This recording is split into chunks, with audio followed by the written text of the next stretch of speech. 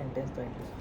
Comparing great bowler Siraj with the bowlers like Bumrah is disgrace to cricket, in my opinion. बिल्कुल बिल्कुल ये गलत है, तुम पे तो केस होना चाहिए ऐसा बोलने पे।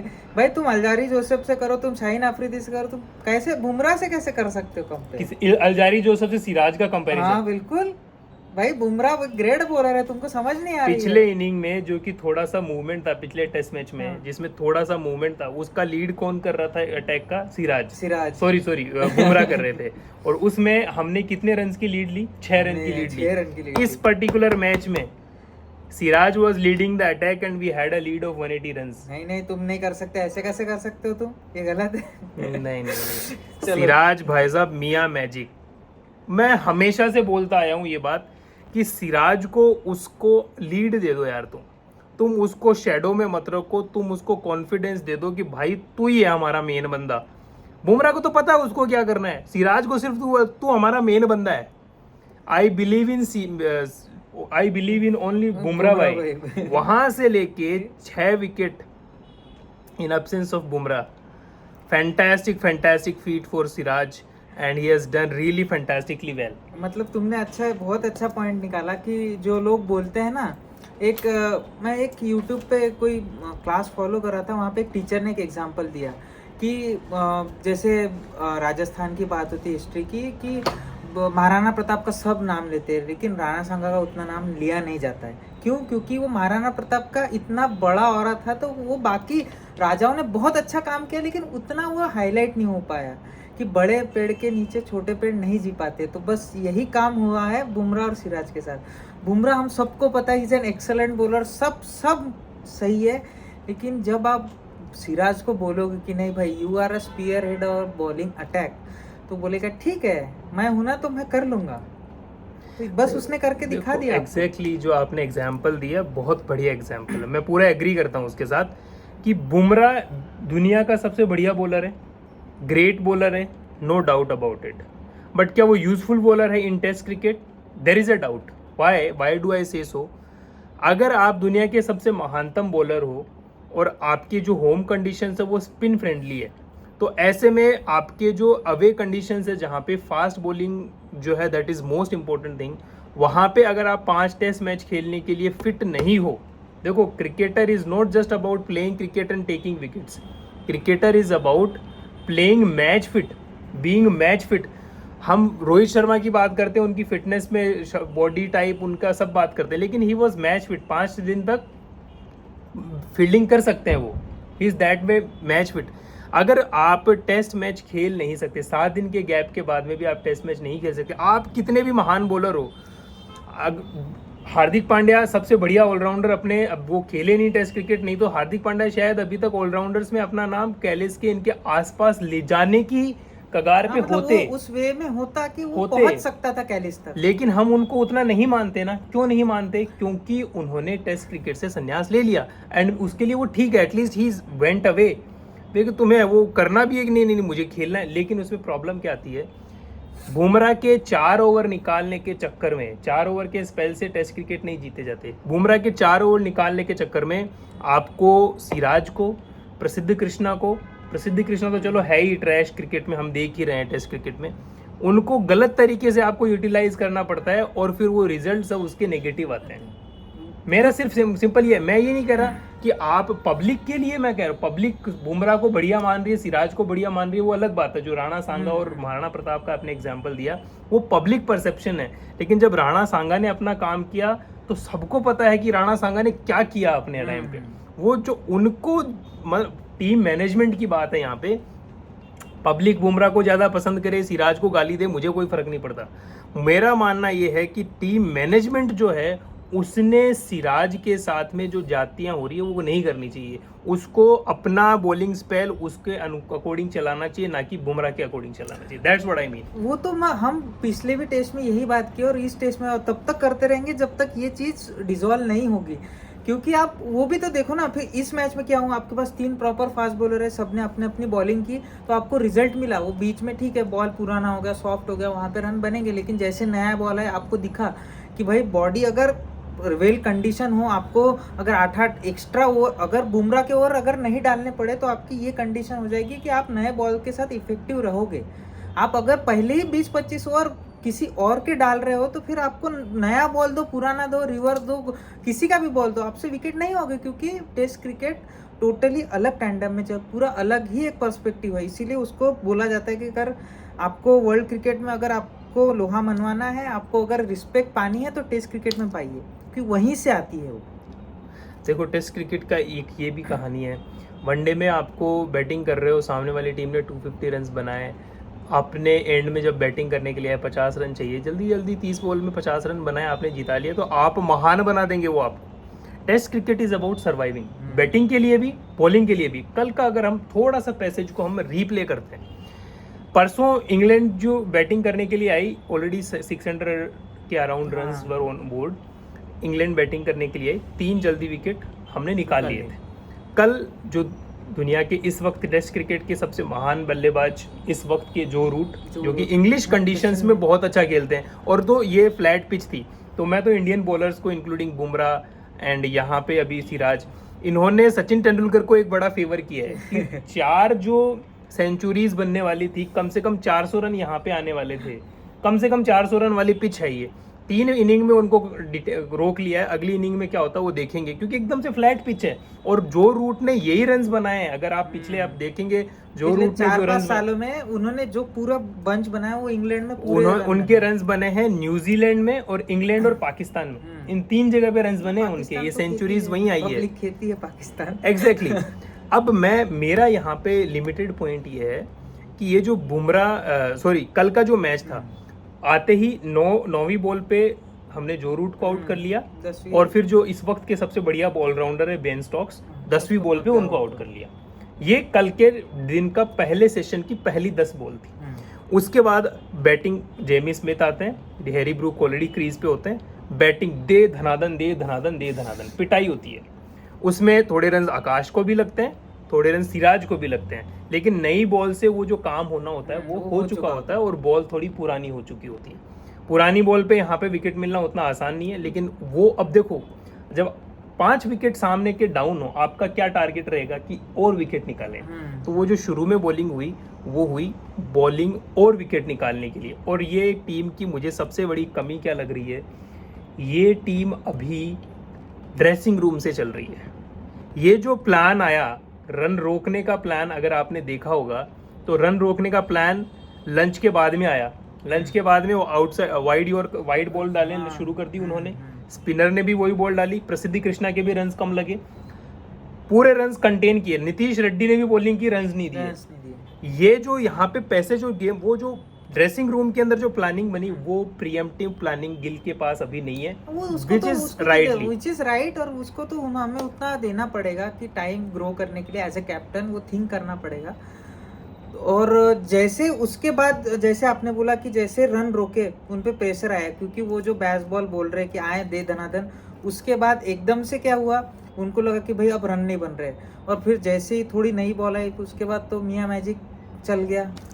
मैं इसमें एक चीज़, मतलब I don't know how to take it, मैं अगेन ये जो रन्स नहीं बनाए, रन्स रोके, that was a good tactic from India, and that was a waiting game, कि भाई नई बॉल आने के लिए वेट कर रहे हैं। That was a waiting game, that was a good thing.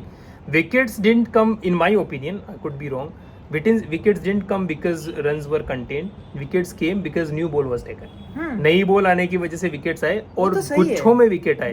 Pressure India ने कहीं नहीं बनाया था, वो लोग है, आपने रन्स रोके, लेकिन वो लोग बढ़िया डिफेंड कर रहे थे, उन्होंने बीट भी नहीं कर पाए। बीट नहीं तो हुए, बहुत कम हुए, बीट भी नहीं हुए, क्योंकि मतलब कंडीशन भी वैसी नहीं थी फ्लैट पिच पे, तो मतलब मुश्किल से 1-2 बॉल ही बीट हो पाए। हाँ। लेकिन वो नया बॉल जो है ना, वो जो आपने सही कहा, मतलब 100% एग्री कि नए बॉल से विकेट आई है, वो आपके प्रेशर की वजह, आपने वो किया, उनको डाला थोड़ा प्रेशर। मैं भी मानता हूँ कि उन पे थोड़ा प्रेशर आया, लेकिन उतना नहीं आया कि वो एकदम से हड़बड़ाहट में मारने में आउट हुए।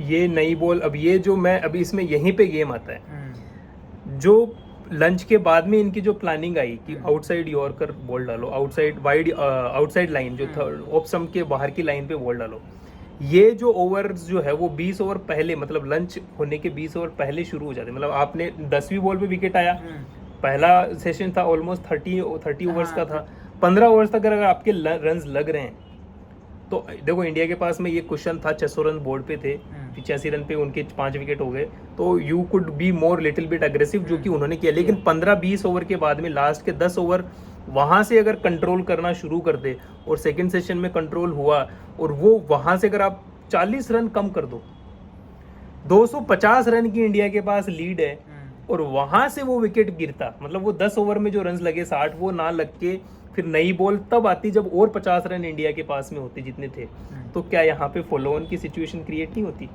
हो जाती। बट ये तो आपने बोला कि ठीक है, बट मैं ऐसा चाह रहा था कि अगर आपके पास 600 रन है तो थोड़ा और पुश करते। उन्होंने वही सोचा कि और पुश करेंगे, ये जो मार रहे हैं उसमें कोई निक लगेगा, कोई मिस हैपनिंग होगी, इसलिए वो गए। बट ठीक है, ये तो ओवर द टाइम वो इन्वॉल्व होगा, वो समझेगा क्रिकेट, तो वो तो आएगी उसमें। देखो मैं तो पूरे की पूरी टैक्टिक्स में मैं कहीं भी गिल को बताना नहीं चाहता। Gill is in learning phase अभी तो एकदम से। लेकिन जो कोच है, कोच को थोड़ा सा ये चीज़ जो है बीच में भी थोड़ा ड्रिंक्स के, जैसे शार्दुल ठाकुर को भी हमने कल देखा कि he was also passing the message. थोड़ा अभी लग रहा है कि बाहर से इस तरीके से, लेकिन ये लीडरशिप बिल्ड हो रही है, एक तो ये है। और जो ऑलरेडी जिनके पास टेक्टिकली थोड़ा दिमाग था, केएल राहुल थे मेरे पास अवेलेबल, पंत मेरे पास अवेलेबल थे, तो मुझे ऐसा लगता है कि उनको भी मौका दिया जा सकता था। लेकिन ऑब्वियसली गंभीर के लिए बेस्ट चॉइस गिल था, क्योंकि he could be a rubber stamp which is he right now. Future में he will evolve, he will be a great captain, we will see that, but अभी के लिए ये चीज़ है, मेरा अभी के लिए चीज़ है। चलो वो तो मतलब इस पे तो बहुत लंबा डिस्कशन था। अब आज का दिन देखते हैं, आज के दिन को आप कैसे देख रहे हो? देखो कल का जो दिन हुआ उसके अंदर अगर हम देखें, हमने 180 रन की लीड ली, पहली बैटिंग इंडिया करने के लिए वापस आए जायसवाल और केएल राहुल की फर्स्ट इनिंग, और इसमें थोड़ा डिफरेंस ये दिखा कि वहाँ पे 27-28 बॉल खेल के 2-3 रन, इंटेंट नहीं था बिल्कुल भी। ऐसा लगता है केएल राहुल को देख के कभी कि यार ये तो दुनिया का सबसे महान बल्लेबाज है। एंड कभी कभी ऐसा लगता है जैसे फर्स्ट इनिंग में हुआ, जब वो 27 बॉल में 3 रन, मैंने अभी तक उनकी ऐसी इनिंग नहीं देखी जब उन्होंने 50 बॉल में 20 रन 10 रन बना के वो बड़ी इनिंग में कन्वर्ट कर पाए, नहीं कर पाए। कभी फिर ऐसा लगता है कि यार दिस इज द पर्सन जिसने कभी बैट ही नहीं उठाया, इसके पहले सीधा आ गया बैटिंग करने के लिए, क्लब क्रिकेट में भी खेलने के लायक है। ये थोड़ा सा केएल राहुल के साथ प्रॉब्लम है। बट कल जो इंटेंट के साथ बैटिंग की, जायसवाल आउट हो गए, मैं अब यहाँ पे जिस तरीके से जिस स्पीड से इंडिया रन बनाने की कोशिश कर रही है, यहाँ पे अगर आपने 300-350 रन पे ऑल आउट हो जाते हैं, मुझे बुरा नहीं लगेगा। आप उनको 120 ओवर देंगे, 500 रन है वो बनाने जाएंगे, और फिर आप 90 ओवर में भी 500 देंगे, मेरा ऐसा मानना वो बनाने जाएंगे, वहीं पे आपके चांस क्रिएट होंगे। या तो आप उनको 700 रन का टारगेट दो, 120 ओवर दो, 90 ओवर में 500 रन दो, वो बनाने जाएंगे और वो वहाँ पे हारेंगे। मैं ऐसा सोच रहा हूँ अगर 500 रन बने तो आखिर के दिन में वो मैं ऐसा सोच रहा हूँ कि वो नहीं जाएंगे, बट मैं चाहता हूँ कि वो जाए और उसी में आपके विकेट निकलेंगे। अगर वो ड्रॉ पे आ गए तो फिर वो जो रूट अपना बल्ला लेके वहाँ खड़ा हो जाएगा और वो आउट हो जाएगा। लेकिन मैं खुद चाहता हूँ कि भारत थोड़ा अग्रेसिव खेले। 4 विकेट तक है ना, 4 विकेट तक England will go for a win till 4 wickets. ठीक है, वो तो क्योंकि मैं बता रहा हूँ 550 रन का टारगेट दो उनको, कल के 90 ओवर दे दो। 90 में से ओवर तो 85 होते हैं वहाँ पे, और इंडिया होगी तो 90 ओवर भी हो जाएंगे, जस्ट बिकॉज कि इंडिया जो है वो स्पिनर दोनों तरफ से लगाएंगे तो जल्दी ओवर होंगे। तो 90 ओवर उनको कल के दे दो। मैं आपको गारंटी के साथ बताता हूँ, 4 विकेट अगर उनके 250 रन के पहले गिर गए तो फिर वो डिफेंसिव मोड में आएंगे। अगर 4 विकेट 250 रन 300 रन पे 5 विकेट, वो जीतने के लिए जाएंगे। मैं ऐसा नहीं सोचता हूँ। मतलब वो इंग्लैंड की ब्रांड ऑफ क्रिकेट आपने पिछले 3 साल से देखी नहीं है। मतलब आपने लास्ट दिन 500 रन, मतलब वो टैक्टिक्स में भी नहीं बैठता, और वो भी उनको भी क्या थोड़ा टैक्टिक्स की बात हम करते हैं। एशियज का पहला टेस्ट मैच था, इस बंदे ने 8 विकेट 285-300 रन के ऊपर इसने डिक्लेयर कर दी थी इनिंग। आप वो टैक्टिक्स में बैठता है, वो टैक्टिक्स में नहीं बैठता है, लेकिन वो पहला इनिंग था, ये 4th इनिंग है, ये है। आप तो पहला इनिंग, वही तो यार आप बात ही नहीं समझ रहे। पहले इनिंग में 285 रन पे डिक्लेयर करना इज ओके। वो कंडीशन के हिसाब से किया था उसने, क्योंकि अभी उनके पास आखिरी दिन है भाई। वो टेस्ट मैच वो हारे थे, वो उसका वो क्या होगा, उसका पॉजिटिव नेगेटिव अलग है। लेकिन आखिरी दिन में मैं ऐसा सोच रहा हूँ। सिंपल, आप एक चीज मानो कि इन्होंने पहले तो इतने फ्लैट विकेट्स क्यों दे रहे हैं यहाँ पे। सबसे पहले तो ये चीज़ समझो, दूसरी फ्लैट विकेट्स क्यों दे रहे हैं यहाँ पे ये, why they are giving these flat wickets? एक तो उनको अपने खुद से डर लग रहा है, खुद क्योंकि से डर नहीं लग रहा उनको, ये रन चेज करने, उनको 650 रन का टारगेट मिलेगा तो भी they will go for it. मैं नहीं कह रहा हूँ वो जीतेंगे हारेंगे, they will go for it, that's what I am आखिरी सेइंग। दिन में 500 रन के लिए कोई नहीं जाता है। अरे भाई कोई नहीं, वही वाली बात ठीक है, अब ठीक है, मैं जब जो वही चीज बोल रहा हूँ हुई ना। नहीं, जो चीज हुई नहीं उस पे हम डिबेट कर रहे हैं, लेकिन मैं ये चाहता हूँ हाँ। कि कल 500 रन का टारगेट मिले और आप अपनी आंखों से देखो कि 600 रन का टारगेट भी है और they are trying to go for a win. मैं लिटरली ये चाहता हूँ, you see it by yourself. मैं खुद चाहता हूँ कि वो जाए और जीते, भारत जीते, लेकिन वो नहीं जाएंगे। और वहां पे भारत जीतेगी गारंटी नहीं है। हाँ, गारंटी तो किसी चीज की नहीं है, वो तो आज भी अभी एक सेशन में लेकिन ऑल आउट इस हो चीज सकता की है। मैं गारंटी देता हूँ, अगर 4 विकेट जब तक नहीं गिरे, कितने भी रन का टारगेट दे दो आपको, दे will go for a win. चलो, कितने भी वो रन का तो- टारगेट दे दो, they will go for a win, they will not go for a draw. वो तो देखेंगे। This is ban stocks England, they will not go for a draw unless कि आपने 40 ओवर में 600 रन दे दिए, अनलेस कि आपने 60 ओवर के अंदर 600 रन दे दिए, अनलेस कि आपने 90 ओवर में 900 रन दे दिए, तब तो फिर definitely they will go for a draw. But अगर आपने रेंज में टारगेट दे दिया 80 ओवर में 550 रन, कल के 90 ओवर में 550 रन, आज मान लो 120 ओवर में 650 run, they will go for a win. चलो वो तो कल देखेंगे। तो आज का क्या प्रेडिक्शन है? आज का भारत के जो ये है, भारत की बैटिंग आज क्या इंडिया को निकलेगा, क्या निकल के दो आएगा? सेशन बैटिंग करने का देखना चाहिए। बॉल थोड़ा बहुत तो कल जैसे 10 ओवर तो हो गए, 10-12 ओवर, आज पहले 10-12 ओवर निकालो, 2-3 विकेट अगर पहले सेशन में जाते भी हैं तो कोई बात नहीं, 2 विकेट तक सेशन में फर्स्ट सेशन में जाते हैं कोई बात नहीं, सेकंड सेशन में फर्स्ट सेशन में 100-125 रन बनाओ कोई बात नहीं, 2 विकेट 3 विकेट दे दो, 4 विकेट डाउन है हम मान लो, 3 विकेट और दे दिए, 5 विकेट भी डाउन है, आपके गिल और पंत खेल रहे हैं या फिर पंत और नीतीश रेड्डी खेल रहे हैं, दूसरे सेशन को मेक इट काउंट, आप उस सेशन में 200 रन बनाओ, 100 रन यहाँ से बने, 200 रन वहाँ से बने, 550 रन बन गए, 120 ओवर के अंदर 550 रन का टारगेट। थोड़ा अगर आपको और सेफ्टी चाहिए तो शाम का टाइम अगर चाहिए 10 ओवर अगले सेशन में भी खेलो, 50-100 रन और उसमें जोड़ो, 650 रन का टारगेट उनको दो, और कल के 90 ओवर हो गए, आज के 20 ओवर हो गए, 110 रन 10 ओवर दो, वो जीतने के लिए जाएंगे और आपके लिए बिल्कुल मौका है। अच्छा, क्योंकि प्रेडिक्शन है, रेन प्रेडिक्शन हाँ, रेन प्रेडिक्शन है कल का, तो ये भी हमें ध्यान देखना पड़ेगा कि भारत कैसे दिखता है। कितना 40% 50% है रेन प्रेडिक्शन? रेन प्रेडिक्शन 70% के अबाउ है कल का। 70% अबाउ, तो मतलब ये तो मतलब कम से कम 2 घंटे का खेल खराब करेगा।